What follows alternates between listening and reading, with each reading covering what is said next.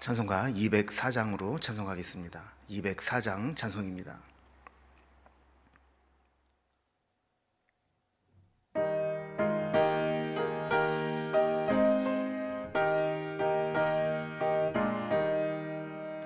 주의 말씀 듣고서 준행하는 자는 반석 위에 터닫고 집을 지음 같아.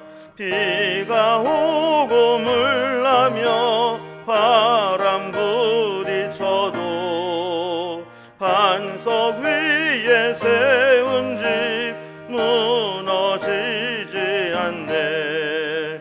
잘 짓고 잘 짓세, 우리 집 잘 짓세. 만세 반석 위에다 우리 집 잘 짓세. 주의 말씀 듣고도 행치 않는 자는 모래 위에 터닫고 집을 지음 같아. 비가 오며 물나며 바람 부딪힐 때 모래 위에 세운 집 크게 무너지네. 잘 짓고 잘 짓세, 우리 집 잘 짓세. 만세 반석 위에다 우리 집 잘 짓세.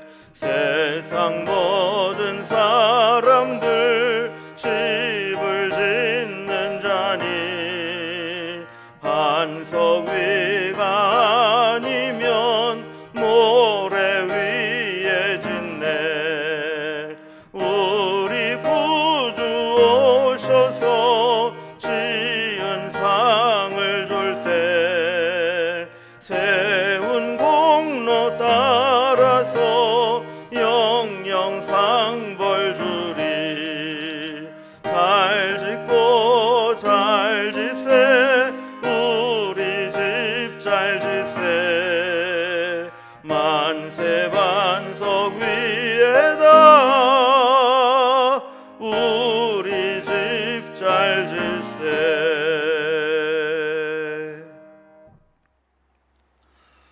오늘 함께 나눌 하나님 말씀은 예레미야서 48장 11절에서 25절까지 말씀입니다. 예레미야 48장 11절에서 25절까지 1127면에 있습니다. 말씀을 제가 공독하겠습니다. 모압은 젊은 시절부터 평안하고 포로도 되지 아니하였으므로 마치 술이 그 찢기 위에 있고 이 그릇에서 저 그릇으로 옮기지 않음 같아서 그 맛이 남아있고 냄새가 변하지 아니하였도다.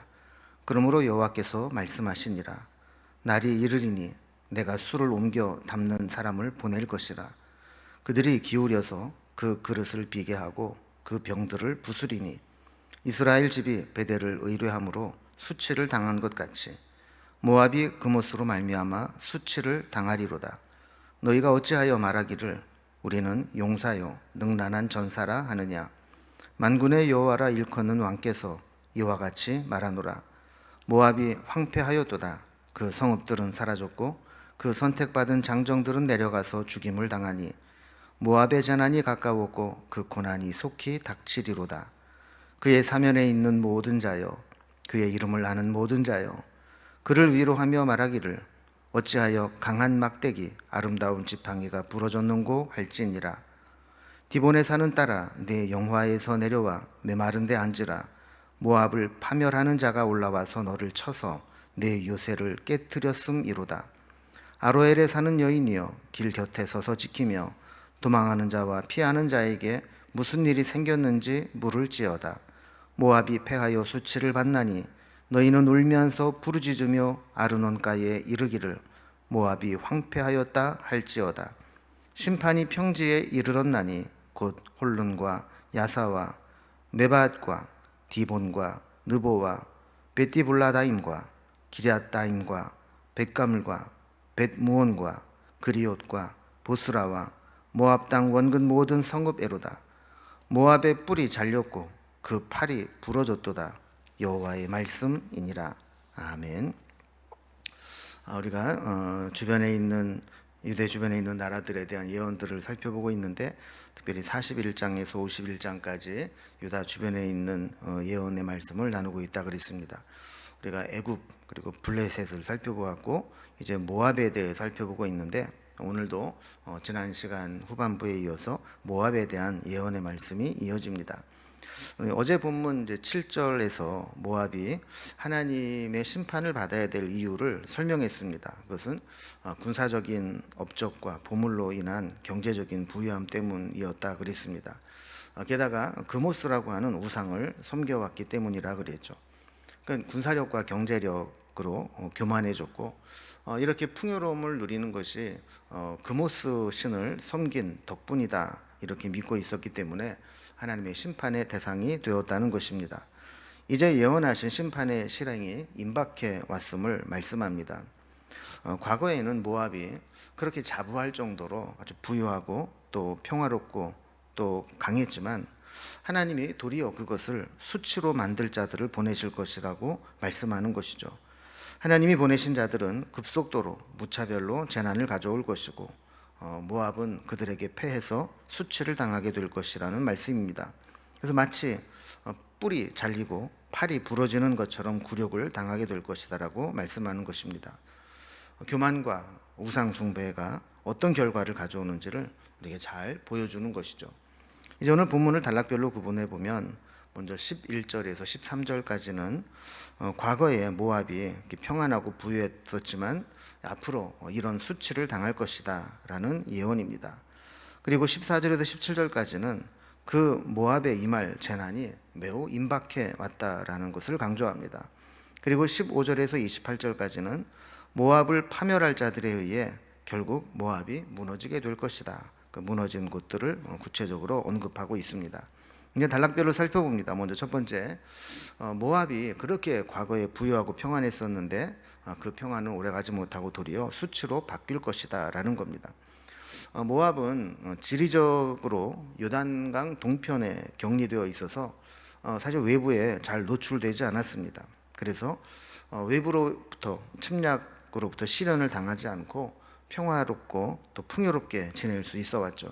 그래서 11절에 보면 그렇게 이야기하는 겁니다. 모압은 젊은 시절부터 평안하고 포로도 되지 아니하였으므로, 이렇게 이야기를 하죠. 그러니까 지정학적으로 처음 담았던 그릇에서 한 번도 옮기지 않은 포도주처럼 외세의 침략에 노출되지 않았고 번영을 누려왔다라는 겁니다. 문제는 이러한 번영이 그렇게 지속되지 않는다는 겁니다. 그래서 하나님의 심판이 임하고 나면 달라질 것을 이야기하는데, 이제 12절에 보면 술을 옮겨 담는 사람을 보내서 그 그릇을 기울여 비게 하고 그 병들을 다 부숴버릴 것이다, 이렇게 말씀합니다. 그러니까 그동안 누린 평안과 번영이 깨어지게 될 것이다 하는 것이죠. 13절에 보면 이런 고통이 찾아오는 이유를 설명합니다. 이스라엘 집이 베델을 의뢰함으로 수치를 당한 것 같이 모압이 그못으로 말미암아 수치를 당하리라. 하나님은 이스라엘의 멸망과 모압의 멸망의 원인을 같은 것으로 말씀하고 있습니다. 이스라엘이 베델을 의뢰했다라고 하는 것은 북이스라엘이 단과 베델에 금송아지 제단을 만들어 놓고 우상을 섬겨왔던 것을 말하는 겁니다. 이러한 우상 숭배가 이스라엘을 망하게 했던 것과 같이 모압도 자신들의 번영을 보장해주고 수호신으로 섬겨오며 의지한 그모스를 섬긴 것, 그것 때문에 하나님의 심판을 받아서 수치를 당하게 될 것이다 라는 말씀입니다. 우리는 이 말씀을 통해서 지금 당장 우리가 평안을 누리고 있다고 해서 내가 올바르게 살아가고 있다는 것을 증명해 주는 것은 아니라는 것을 알아야 됩니다. 또 평안할수록 그것이 하나님의 은혜임을 깨닫고 겸손하게 우리에게 주신 은혜에 감사하는 삶을 살아야 할 것입니다. 그러나 대부분의 사람들과 마찬가지로 평안을 누리던 모압은 하나님의 심판을 자초하는 교만과 우상 숭배에 빠져들게 된 것입니다. 혹시 우리도 하나님께서 주신 은혜와 축복과 풍요로움과 평안으로 인해서 교만해지고 있지는 않은지 우리를 돌아보아야 할 것입니다. 두 번째 단락은 이제 이렇게 예고하신 모압에 대한 재난이 임박해 오고 있다라고 강조하고 있습니다. 모압의 심판 원인은 교만에서 기인한다고 했죠. 14절에 보면 너희가 어찌하여 말하기를 우리는 용사요 능란한 전사라 하느냐 그랬습니다. 그러니까 저들은 지정학적 위치 때문에 이렇게 평안한 삶을 누리고 있었던 것을 스스로 용사요 능란한 전사라고 착각하고 있었던 겁니다. 그러니까 모압은 제대로 된 임자를 한 번도 만나본 적이 없습니다. 그래서 우리는 용사요 능란한 전사라고 하면서 자신만만했던 것이죠.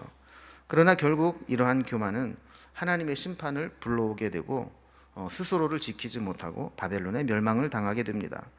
15절에서는 하나님께서 모압에게 그들이 자신만만하며 신뢰했던 것들이 다 황폐하게 될 것이라고 말씀합니다. 성읍은 사라지고 선택받았던 장정들은 다 죽임을 당하게 된다는 것이죠. 16절에 보면 이러한 재난이 가까웠고 그로 인한 고난이 이제 속히 닥칠 것이다 라고 말씀합니다. 그래서 17절에 보면 그의 사면에 있는 모든 자여 그의 이름을 아는 모든 자여 그를 위로하며 말하기를 어찌하여 강한 막대기 아름다운 지팡이가 부러졌는고 할지니라 그랬습니다.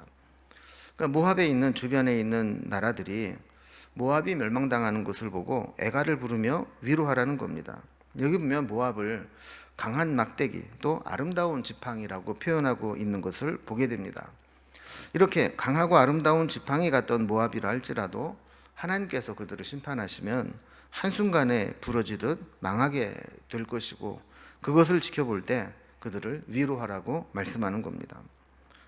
자, 결국 세 번째 단락을 보면 이렇게 하나님의 심판은 북쪽에서부터 임하게 될 것이고 모압이 파멸할 자들에 의해서 무너지게 될 것이라고 말씀합니다. 18절 말씀 보면 디본에 사는 딸아 내 영화에서 내려와 메마른 데 앉으라 그랬습니다. 디본은 당시에 모압의 수도였습니다. 국가의 수도가 수도로서의 영광을 찾을 길이 없어질 정도로 파괴될 것이고 메마르게 될 것이라고 예언하는 것이죠.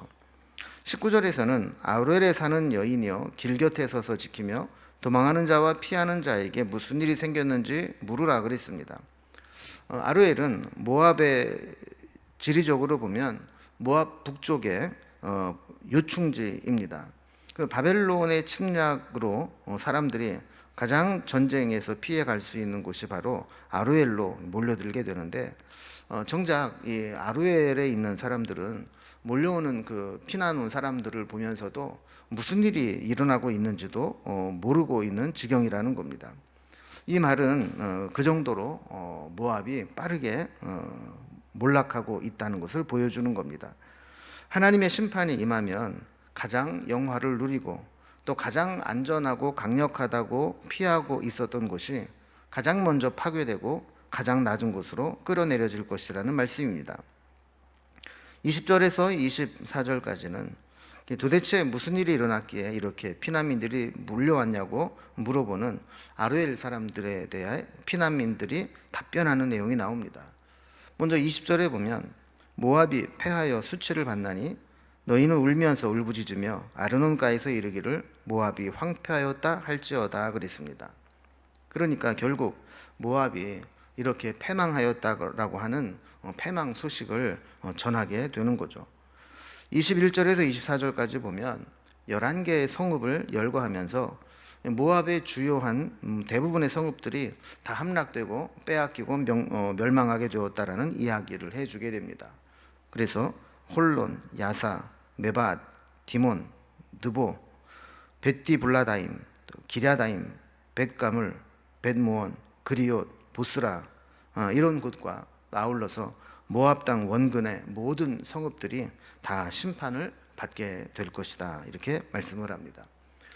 결국 25절에 하나님은 이런 모든 상황들을 이렇게 한마디로 정리합니다. 모압의 뿔이 잘렸고 그 팔이 부러졌도다.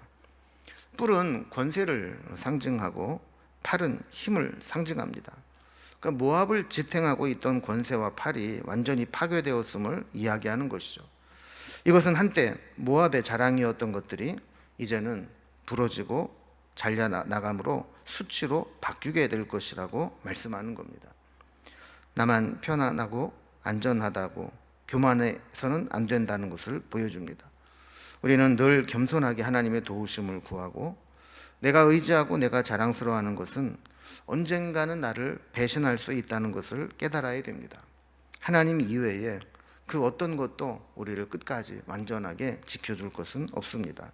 오직 변하지 않는 하나님만 의지하기로 다짐하는 그런 신앙이 되기를 주님의 이름으로 기원합니다. 기도하겠습니다. 하나님 아버지, 모압이 하나님의 은혜로 또 지정학적인 위치의 장점으로 외세 침략을 덜 받고 안전하게 살아가고 있음을 오히려 교만한 생각을 품게 하고 우상을 섬기며 또 하나님을 의지하지 않는 모습으로 나타나게 된 것을 보게 됩니다. 우리도 모압과 같이 하나님이 은혜를 주시고 평강을 주실 때 그로 인해 교만해지고 세상의 향락을 즐기고 다른 것에 시선을 두며 하나님을 찾지 않을까 두렵습니다. 우리에게 하나님의 은혜와 능력을 부어주셔서 변하고 배신하는 세상의 모든 것들을 의지하지 않게 하시고 오직 하나님만 의지하며 믿음으로 살아가는 우리의 삶이 될 수 있도록 인도해 주시옵소서. 오늘도 하나님과 더불어 믿음으로 승리하는 삶을 살아가기를 소망하며 예수님의 이름으로 기도드리옵나이다. 아멘. 각자의 기도 제목들로 자유롭게 기도하시겠습니다.